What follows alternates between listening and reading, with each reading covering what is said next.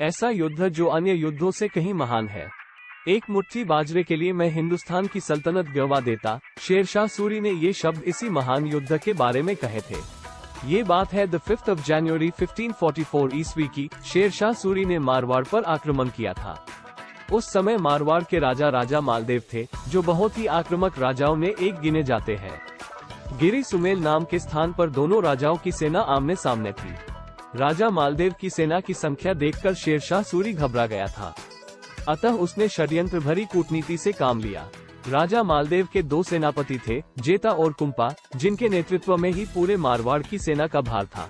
पाजी शेरशाह बड़ा धूर्त था। उसने मालदेव के खेमे में यह अफवाह फैला दी कि जेता और कुंपा धन के लोभ में शेरशाह से मिल चुके हैं। राजा मालदेव अपनी सेना लेकर जेता और कुंपा को छोड़कर वापस जोधपुर लौट गए। जेता और कुंपा पर एक तरह से राष्ट्रद्रोह का ही आरोप लग चुका था। अब इस कलंक को कैसे अपने माथे से उतारे, क्योंकि राजा मालदेव के जाने के मतलब था कि जेता और कुंपा पर आजीवन गद्दारी का दाग लगने वाला है।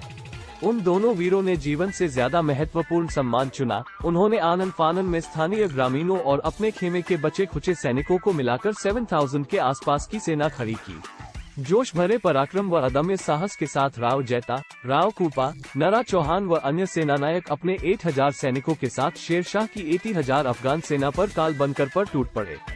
संख्या बल में कम, लेकिन जुनूनी पराक्रम से लबालब इन सेना नायकों ने शेरशाह की सेना में खौफ भर दिया। मरुभूमि के रिनबाकुरों के समक्ष शत्रु सेना के पैर उखड़ने लगे।